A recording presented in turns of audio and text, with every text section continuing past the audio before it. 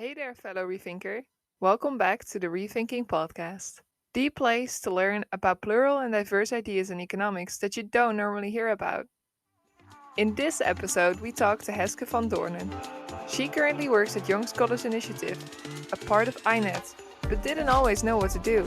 We walk her path through economics, find out whether economics answered her questions about the economy, and discuss topics such as basic jobs. Subscribe to the podcast on your platform so that you stay up to date with our newest episodes and enjoy this one.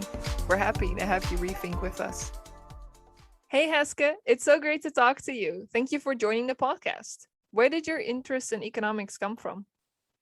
Hey, Yulika, thanks so much for having me. This is a lot of fun. My interest in economics. Wow, that's a big question right away. I have to say, it it might have started earlier than I realized. Sort of growing up and just hearing adults talk about money, right, as something that is always kind of in the way of dreams or hopes and things.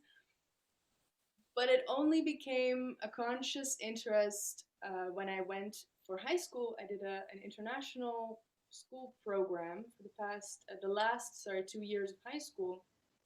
I was in India because I had found out about the school that would take you for the last 2 years with other students from all over the world. So I decided to leave the Netherlands, which is where I grew up, and go to the school in India. And I had the time of my life, but I was also totally taken aback by the economic situation there and the issues of development and inequality, which is super stark in India. And I had no tools for explaining what I was observing and becoming a part of. So I walked away with a lot of questions that to me spoke economics, even though I had never taken an economics class at that point. So, what kind of things really surprised you there? Well, I guess the inequality was the biggest item because in the Netherlands, right? You're from the Netherlands, I'm from the Netherlands. We are a pretty egalitarian country. Even the friends that I had that I knew to be, of a rich family, they had a bigger house and went for more exciting vacations, but it's not like they lived in a palace. And similarly, we didn't have too much money, but we always had everything that we needed.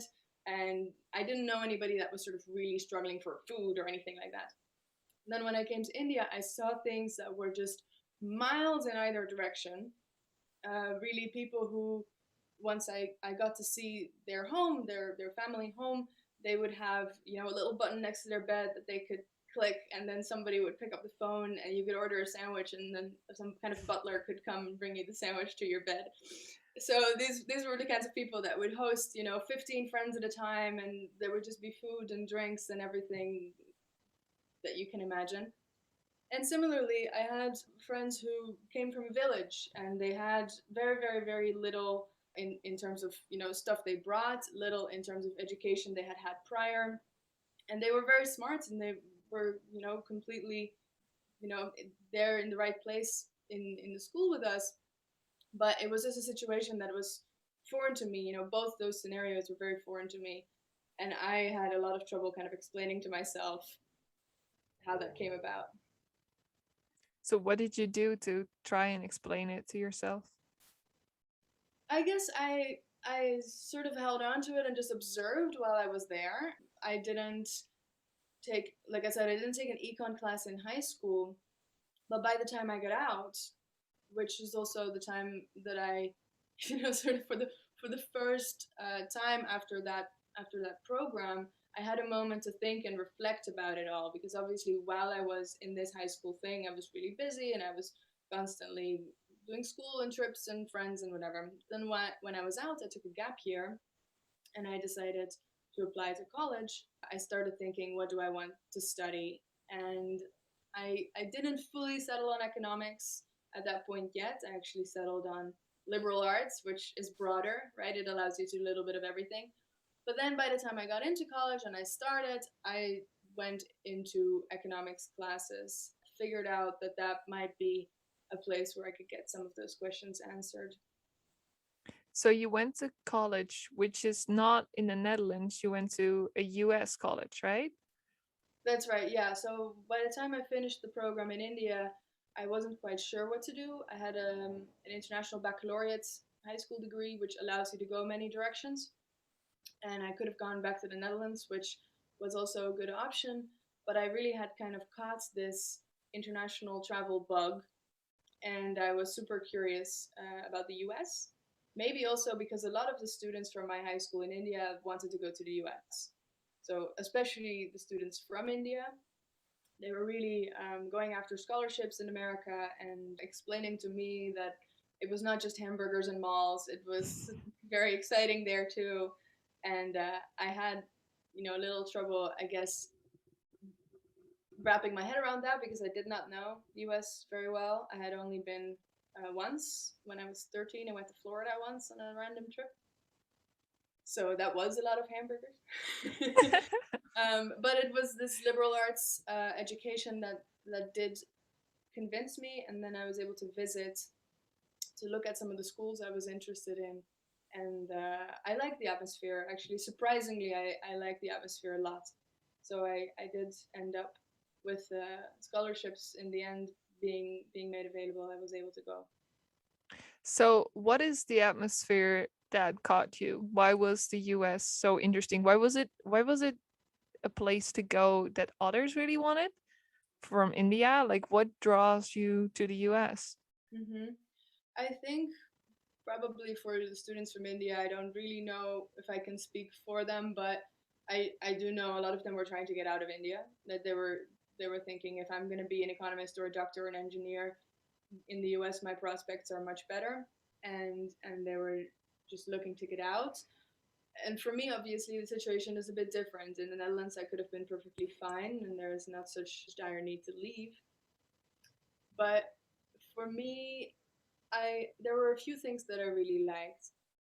One was the sense of being on a campus and being in this little community, which is something I also had in the high school program and something that I never saw in the Netherlands. Right? In the Netherlands, we all become adults really fast. We kind of go into a big city, you rent a room somewhere, you back to school, you work at a restaurant.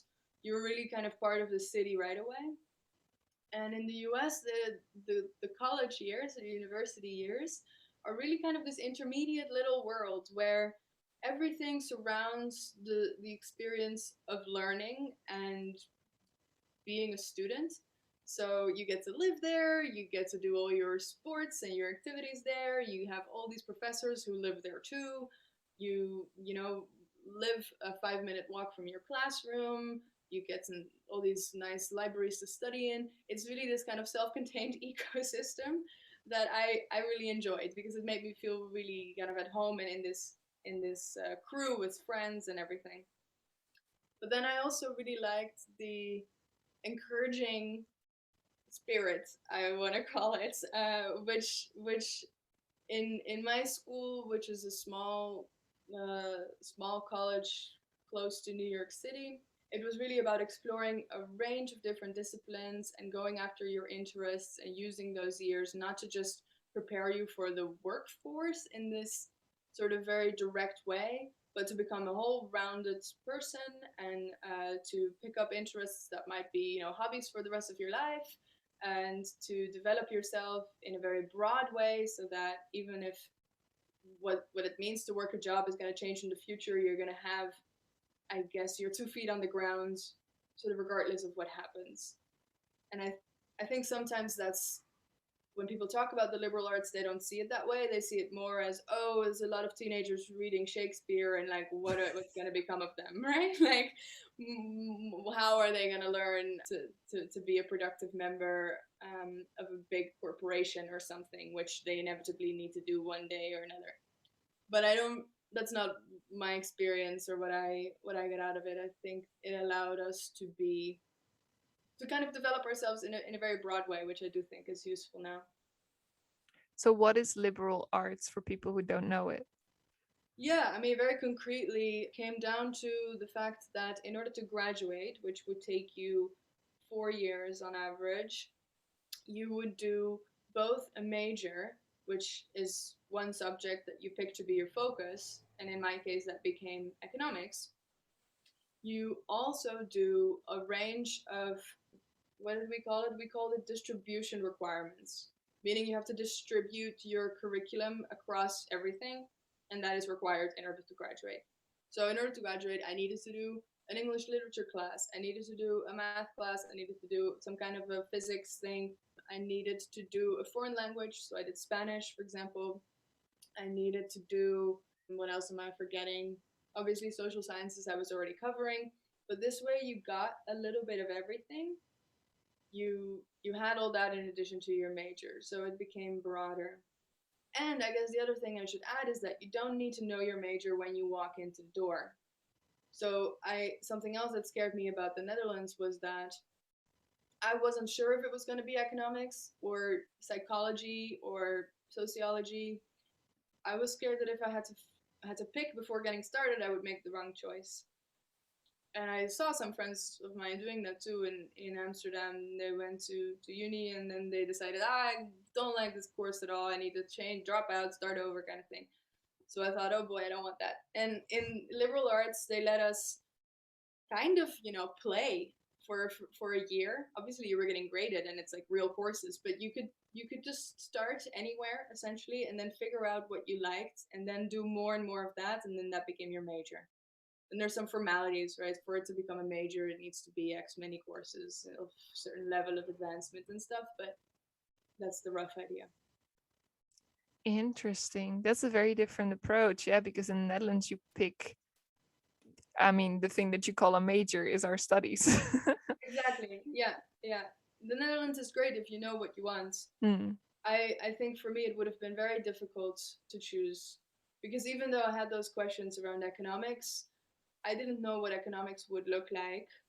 Um, and I didn't know really what that means in terms of jobs or how to go about making that decision. I was more comfortable getting started and then evaluating as I went along whether I was on the right track. So, how did you in the end pick economics? Why did you decide that this was the one for you? Yeah, in the end, it did, as tricky as economics is, as we're here on a rethinking podcast, let's not kid anybody. As tricky as economics is, it was fulfilling that curiosity to some degree. I think I did have pretty good teachers who were able to see through the textbook and kind of would catch us if we took the textbook too seriously. They would say, "But do you really think that's how it works?" And then we would have a little conversation. So I credit them too for making it interesting and fulfilling. But yeah, I did like economics. It did end up helping me kind of reflect on those questions around economic development that became a focus in my undergraduate years. Yeah, I will say by the time I was finished with the undergraduate economics degree, I did not feel like I was done. I did not feel like all my questions had been answered. I felt like a great deal of them did, but I knew that there would be more, that I wanted more, and I guess that's what eventually led me to do another degree in econ as a master's.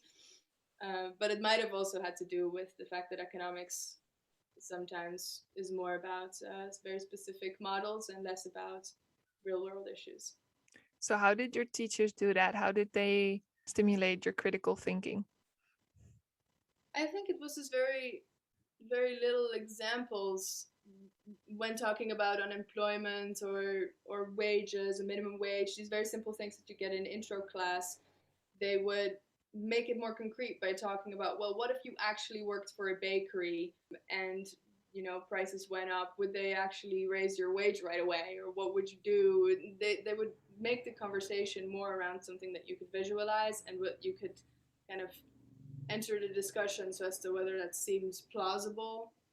And it's hard to come up with a real example because it feels so long ago, but it was essentially going through the textbook and then checking with common sense as we went. Amazing. So, what kind of questions got answered and what were you left with? Oh, a lot of questions got answered in the sense that we learned economic history. Let me back up a little bit. Like I said, my focus ended up being development economics, and I came in with those questions largely around inequality in India, but I ended up kind of owning in on the influence, for example, of Western investment in the form of foreign direct investment into India. That became a little research project. So I was able to think a lot about institutions and what happens when a foreign firm, for example, goes and hires in India. Who is it hiring, right? Is it hiring my friend with the butler and the button that you can get a sandwich from? Or is it hiring the guy who came straight from a village and is really having to kind of scramble to catch up on things? And typically, it's the people with the button and the butler that kind of benefit from those kind of foreign influxes or policy changes that intend to make all boats go up. It's actually not all boats. It's the people who are already the most educated or who already had the best network, who spoke the best English. So these kind of conversations I was able to get into to kind of disentangle what happens there. But of course, also conversations about colonial legacies and how did India end up the way it did after the British left. We were able to study some of that alongside what I always thought was really interesting, like informal economy. Because a lot of the time in India, a lot of people have jobs that are not at all on paper. They just get paid in cash. There's no formal structures whatsoever. They do little tasks, and that sustains their livelihood. But it's informal, and that's something in the Netherlands you rarely see, right? So I looked into that and sort of how large a portion of the economy that accounts for. So those were all very interesting things. But kind of as I moved along, I ended up wondering too about the US because that kind of was my new sort of foreign land that I was discovering. And there's a lot of economic challenges in the US as well. So I guess as some questions partially got answered, others opened up. And of course, as you know from being a student, whenever you learn a little bit, you only learn how much more there is to dig into. So you never really feel like you're getting anywhere, but you are. Yeah, that sounds familiar. What kind of questions arose for the US? What kind of economic challenges? Because that's very different from India. I suppose. I don't know actually, but I would But suppose it's very different. I mean, this is maybe a little bit of a crazy thing to say, but I would say it's actually surprisingly similar in terms of in that Really? there is inequality everywhere too, Mm. and it is more chaotic, right? So I guess for you and I, if we are comparing things to the Netherlands, both in India, I was seeing sort of things being a lot more stark and chaotic than I was used to. And then I thought in the US, the culture shock would be less. I thought, oh, US is another Western country. It's going to be pretty straightforward. But actually, I found that too was very different from what I was used to in Europe.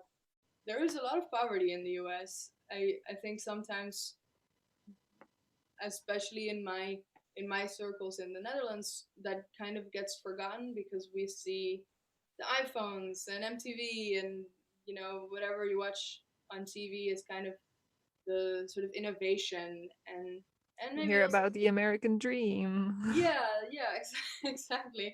And you see some of the crazy stuff. People zoom in on Trump and such, but they don't really zoom in on the guy who lives in a little shack in the countryside where there isn't a grocery store within a 20-minute driving radius. And there's a lot of that. There's a lot of sort of forgotten places that we don't see on TV. So, what kind of economic questions did that pop up for you? That, yeah, a lot of questions around how do we go about sort of taking that forward, because it feeds into the conversation around politics too, right? A lot of the people who voted for Trump, you can identify pretty closely are people from these kind of forgotten areas that have been ignored in broad policy making, especially been ignored by the Democratic Party. So they felt like nobody was really looking out for them.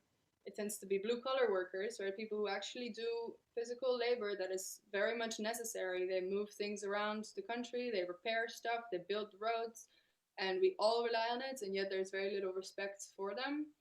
And they feel that, and they feel it especially from from the top, from the elected politicians. What can you do about that? So there's a lot of conversation now about it's only going to get worse with the future of work becoming more and more capital intensive and less labor intensive. So these kind of physical jobs, they're already almost gone, but they're going to basically be non-existent. And what do we do with all these people? They wouldn't feel comfortable just moving to Chicago and moving to LA and suddenly becoming a developer. It's not who they are. So those are a lot of the questions that slowly bubbled up for me, but that are still, going around my head now, and I think are a big part of conversations now.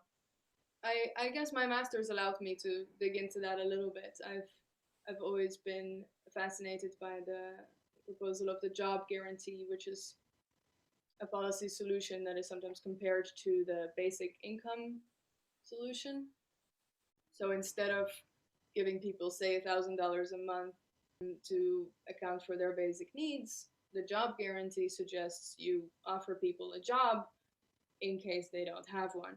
So it's basically saying that whoever wants to work and is able to work, right? If you are disabled, then you should still be getting $1,000 a month or some other kind of provisioning. But if you're willing to work and you're able to work, and there isn't work, but there is actually all these things that need to be done. Like we need to clean up our riverbeds, we need to build more parks, we need to plant trees, we need to care for the elderly, we need to care for children. All these things are there. They're like blatant needs, but they're not always very profitable, or they're currently not being taken up by corporations. So in the US, what could be done um, more feasibly than most people realize is that the government could step in to help non-governmental organizations or nonprofits direct those kinds of jobs. The government could pay the wages so that whoever's out of work, right, whoever just got fired from McDonald's and is not yet hired by Walmart, in the meantime, they can go plant some trees. And that solves so many issues because it also tends to be that when people are unemployed, they only lose skill and they lose hope and they lose a sense of self. And if you can catch them, in that very vulnerable position, you can actually help them build skill and regain purpose. And maybe the next job that they would find in the private sector might be a better one than the one they just got laid off from. So that's something that my professors at the Levy Institute are always looking into a lot, and that's what I found to be very interesting proposal, especially for the United States, where Yeah, there's that's more so scope. interesting because you give them a purpose in between, whereas people, I guess that's one of the things that I would run into with the basic income, that you don't get a purpose from it. Like you get the money you need to sustain your living, which is amazing, but you don't get a purpose. Whereas a job that does something useful kind of gives you a purpose. Exactly, exactly. And I think, basic income, it's not at all a bad idea. I'm not, because sometimes these two are portrayed as if they are fighting. There's the basic income people and the job guarantee people, and I don't really share that perspective. But I do think that that's kind of the crucial point, that for some, a basic income is really great, especially for artists. I think it takes a lot of the pressure off. My dad is an artist, and he always worked in a bookstore to complement his illustration work. And I always saw that that's really difficult because he doesn't have enough time to really go into the arts, but he doesn't earn enough money from the arts to let go of the bookstore. So if there were a basic income, I think for somebody like him, it would be amazing. But if I think about the people who are, living in a small home in what is barely a town in the middle of Kansas, right, where there is very, very little going on, then just $1,000 is not gonna fill your heart. It's not gonna make you that much happier. It'll stop you from dying, but I don't think that's what we should aim for. I think we should aim a little higher.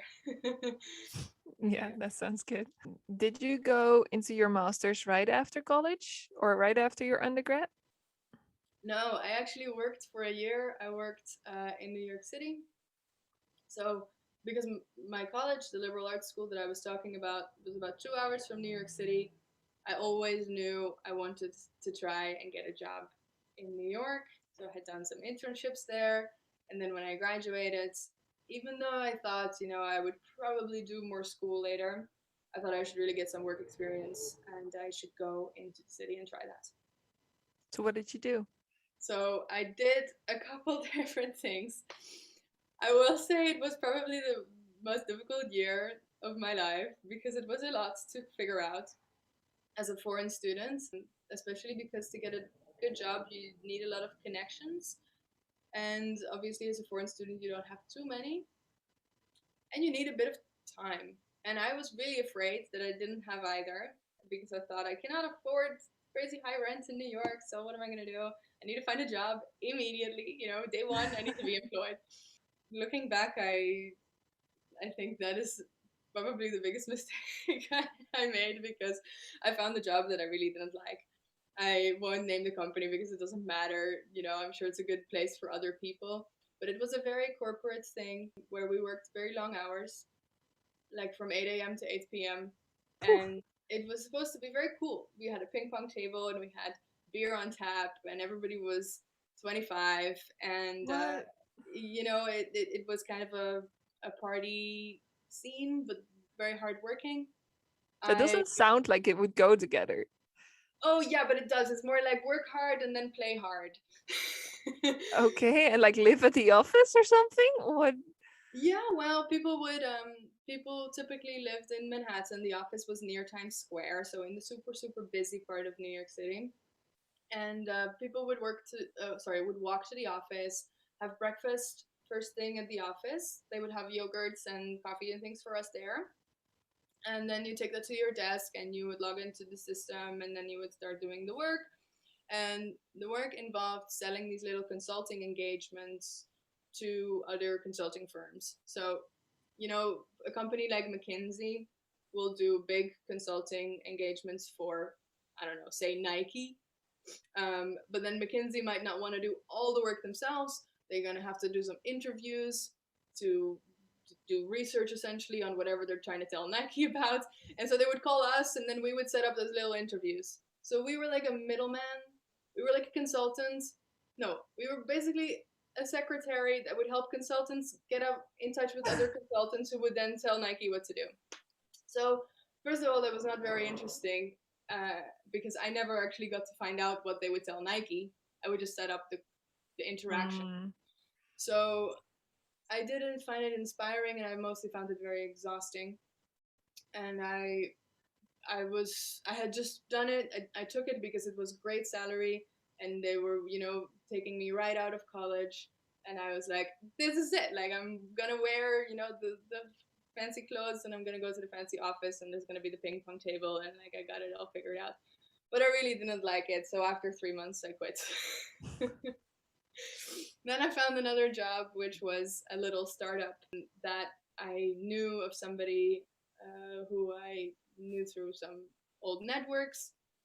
This person was running multiple little businesses, and one of them was software for professors to use in the classroom. So we would make this software that was used particularly at business schools where they often want to do little exercises with their students.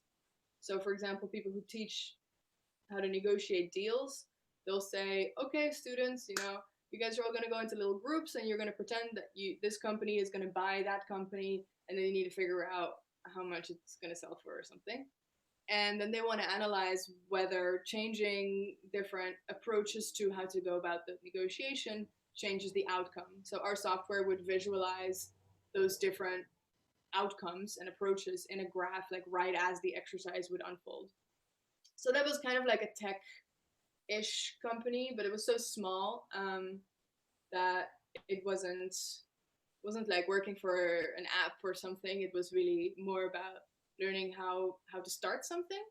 It became pretty clear early on that I wouldn't really stick around there for years either, but I was learning a lot. I really was able to see how to kind of be resourceful when you are in the early stages of doing anything, I think, right? When it really comes down to being creative, finding creative solutions, getting your first customers, building a list, building a reputation.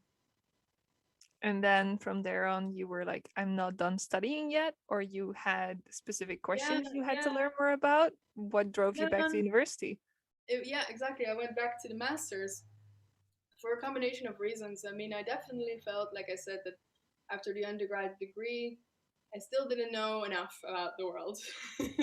I think I always approached studying with a bit of a sense of I want to know how the world works enough so I can decide how to live in it.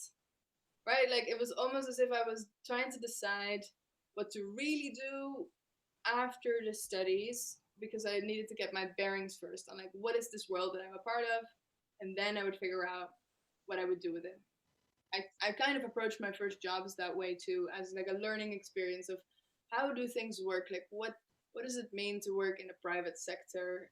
I didn't go into that thinking like I'm gonna go into software development and that's what I'm gonna be. I just kind of thought like I'm curious about it. I want to understand all these different approaches to work because I had done some nonprofit work, I had done some research, little research work, and then this private sector stuff. But yeah, I still had more questions and more curiosities about the broad picture. So I found myself going back to school for that. But it also worked out logistically. It worked out well because I was on a 1 year work visa. So if I had wanted to keep on working, I would have had to find a new type of visa, which is complicated in and of itself. So I guess, like a little logistical aside, it also just made more sense. So, did the masters teach you how the economy works? I mean, I think you're never done learning about how the economy works. But I did feel satisfied after. Yeah, I don't see myself doing a PhD. I think I really needed those 2 years of the master's degree to feel like I had the proper time to really dig into stuff, be a full-time student. And now, I'm really happy I did that. I don't feel like I need more, but I'm always, reading and learning and things. I think I will never stop trying to puzzle out how the world works. It just keeps going. With everything you learn, there's more to, like I said, as soon as you dig into one thing, it just expands. So I don't think it'll ever stop. But I mean, I guess it's true what you said before. Like, once you start learning, you'll realize you're never done and you'll never stop. yeah, and I think that's how it should be because it's enjoyable. It's fun to explore, and as you do it, more interests that you never knew you had will come into the picture. And at this point, I'm almost enjoying it more, just doing it on my own terms than I did in school.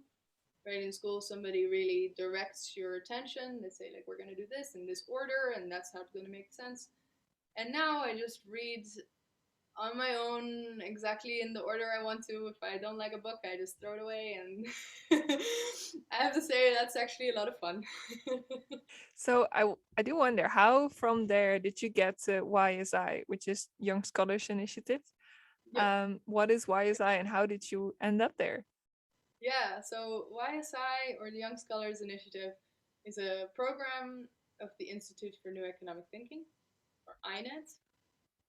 So INET is an organization in the US, in New York, a nonprofit that has been founded in 2009, right after the financial crisis when it became clear that economics was not answering anybody's questions. It wasn't really serving its purpose.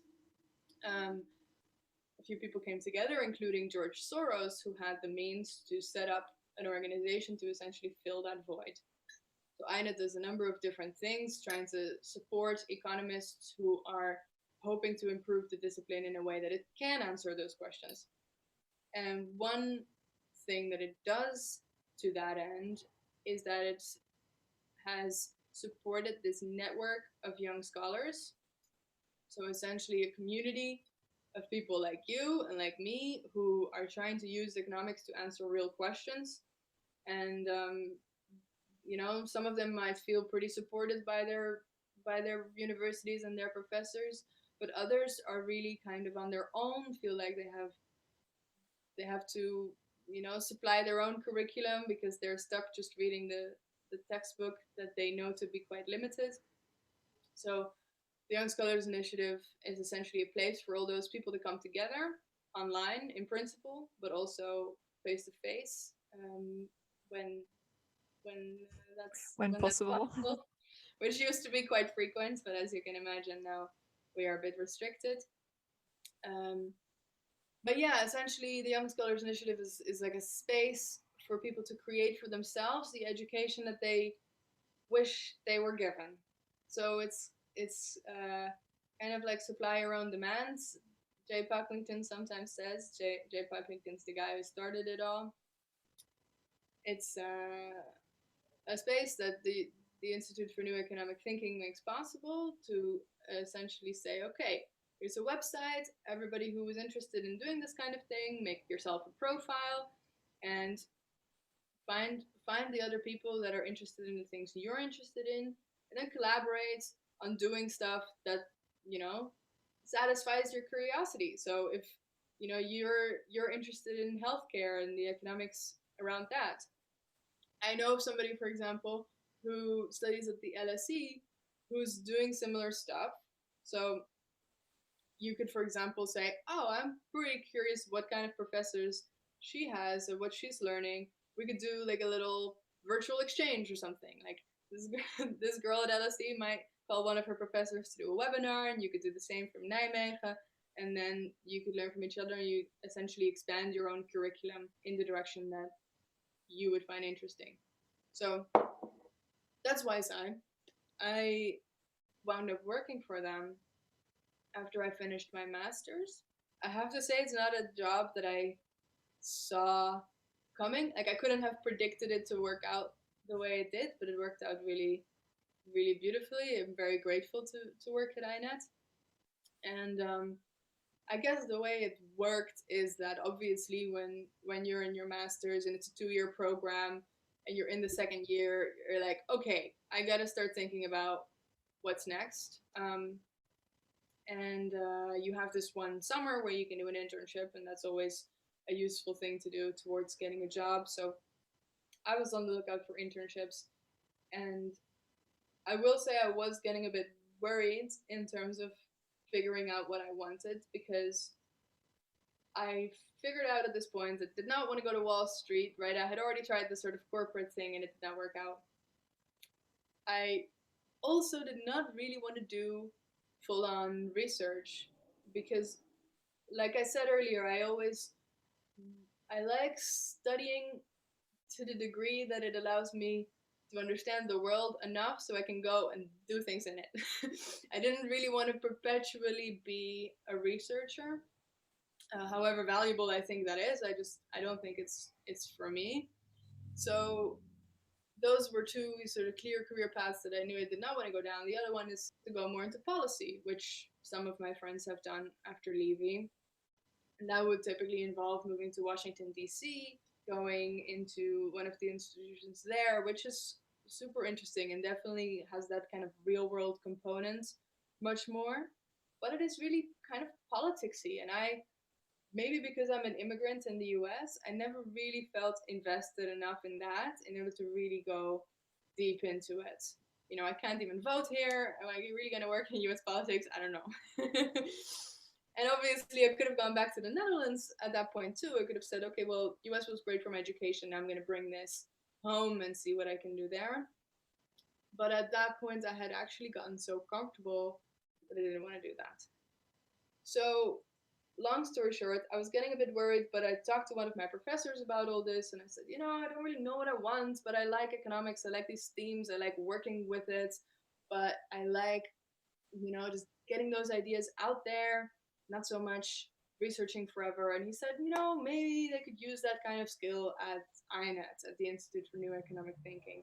So he put me in touch, and I wound up working this summer with YSI and INET towards what was called the Festival for New Economic Thinking.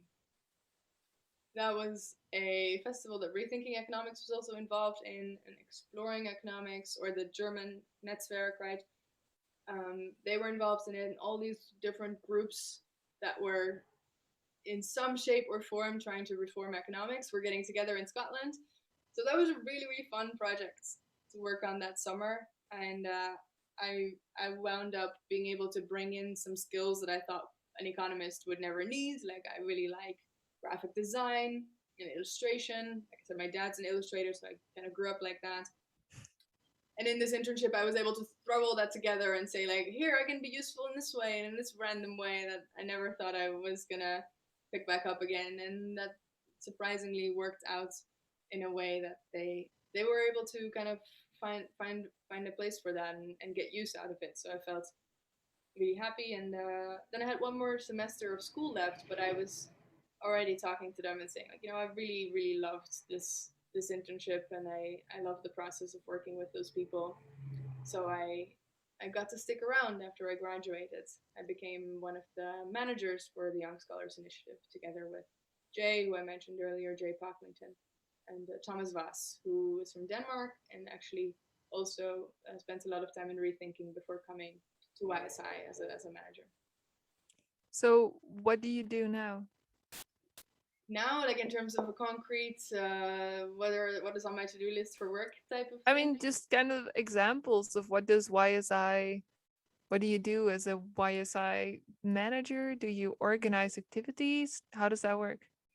Yeah, it's more like we maintain the space in which other people can organize activities, I would say.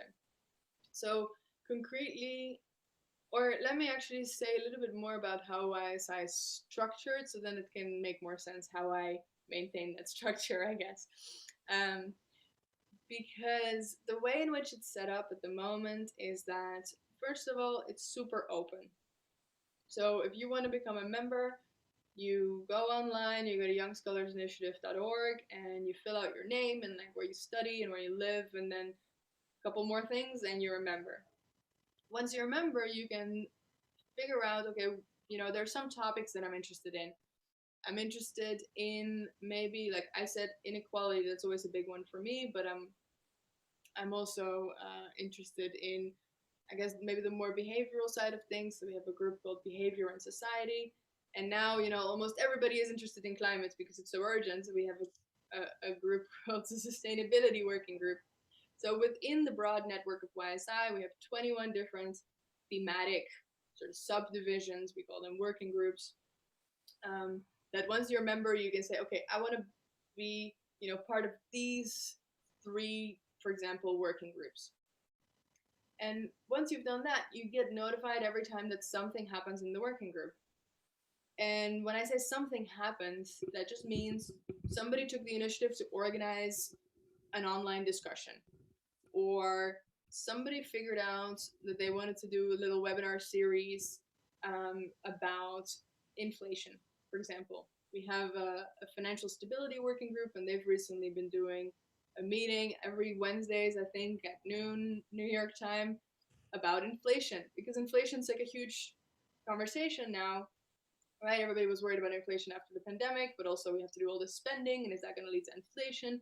So this is a big topic, and this little group of people in YSI, I think it's about 10, 15 people, figured that they are curious about this. They want to investigate it more.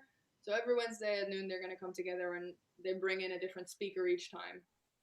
So just yesterday, they had Ushe, who is a young scholar from Zimbabwe, who could actually explain about the Zimbabwean inflation that everybody always points to as this big scary thing, because we all have seen the little note that says like 100 trillion Zimbabwean dollars, or I don't know what the currency is. Point being, a lot of what happens in YSI is because people set it up themselves, but they obviously need some tools. So they need Zoom. They need to find others who are interested in coming to attend whatever they put on Zoom.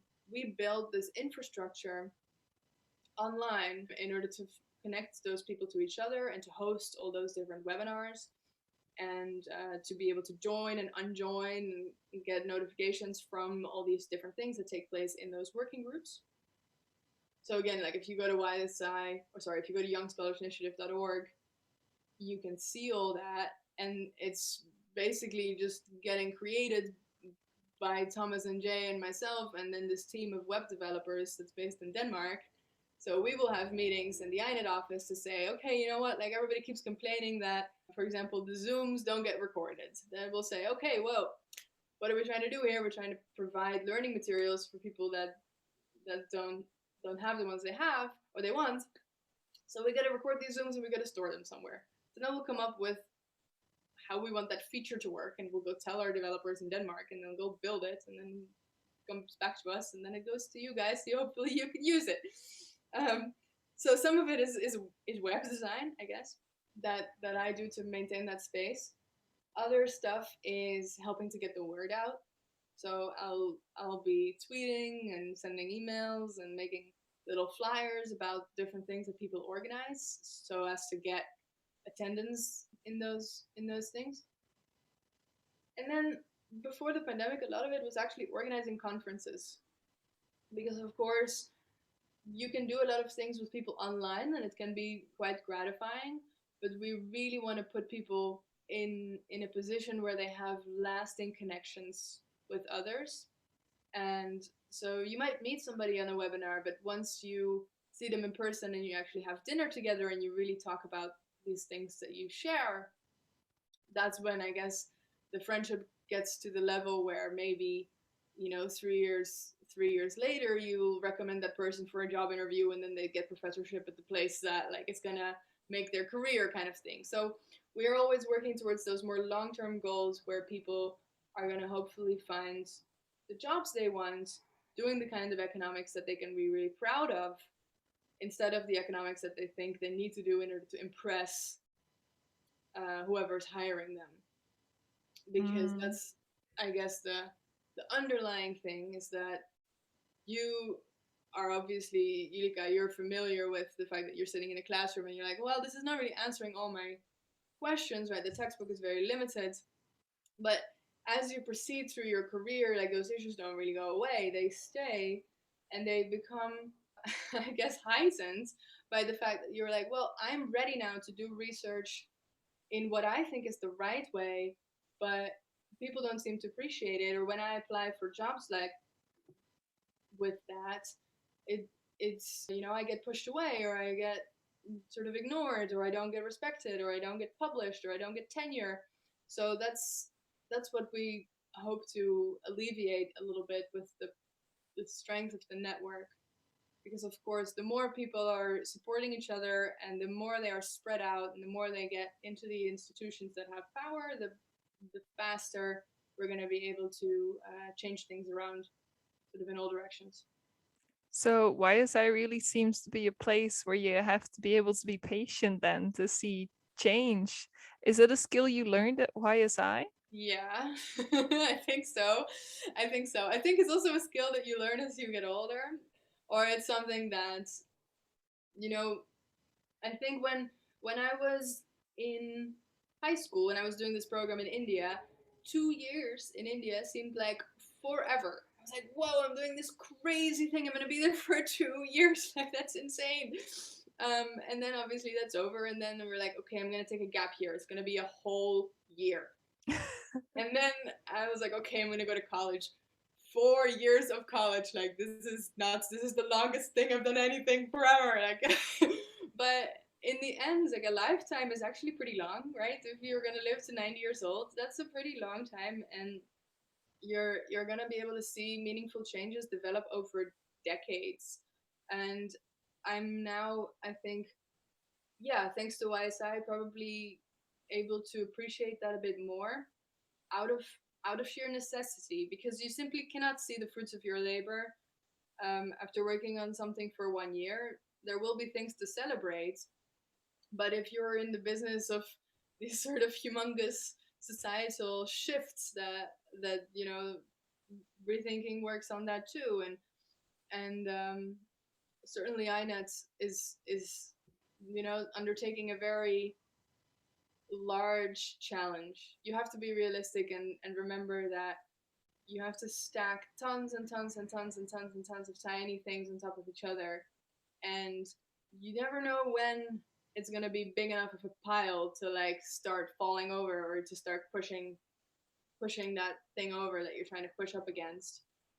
And you just have to, yeah, you have to go the long run, or think about it in the long way to kind of keep yourself in check with reality. Otherwise, you get super excited about little wins, but you get super disappointed when you hit a roadblock, and then you might give up, or you might stop or slow down, when really you need to remember you're going for the moon, and you just gotta keep at it. So, with every guest, we do a little lightning round. I ask a question, and you just say the first thing that comes up. Okay. So, what is a skill any economist should learn? Communication. I think economics is a particularly dense, jargony language, Fair. and in order to really make use of it and to see the beauty of it and to allow other people to kind of join the cause or join, the effort of reshaping it, we need to make it more accessible in the way we speak about it. Who do you admire or look up to in economics? I guess because I'm talking about this communication thing, the person who comes to mind is Stephanie Kelton, who is incidentally also somebody who's talks about the job guarantee a lot. So she is very, very good at making things concrete and clear and understandable to almost anybody. What is a question you want me to ask that I haven't asked you yet? Oh, I don't know. Um, I guess the one thing I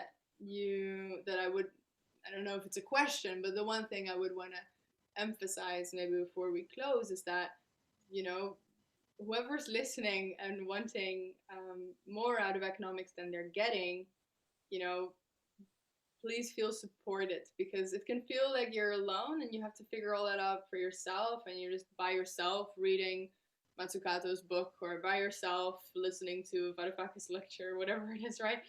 Um, and I guess I just want to extend the invitation to join us in YSI and make sure people understand that there are so many more people doing that same thing, or having those same questions and challenges and curiosities, that it's a shame not to connect with them, because it can really enrich the experience.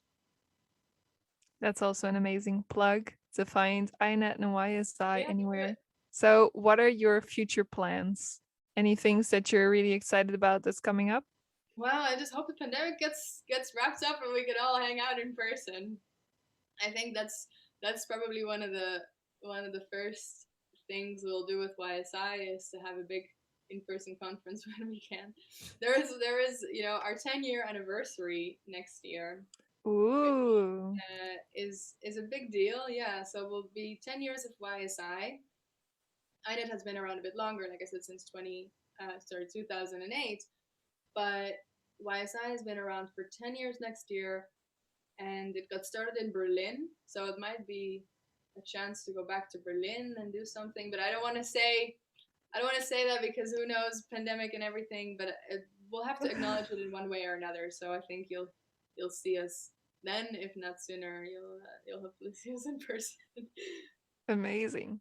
So, what do you want to tell present and future economics students? What's your advice for them? To go after what you're curious about, and not worry so much about impressing other people with your work. I think that's those two are often pulling you, right? Either you want to write a paper that looks really good on the job market and that looks exactly like an economics paper, like the stereotypical economics paper, but better. That's what you're going to do. But that might not be interesting. And if it's not interesting for you, you're not going to put the kind of care and work into it, and it's not going to come with your unique perspective, that it's not going to add so much value. So if you go after what you're really curious about, you also put yourself in the position to be most useful. um, and that might not be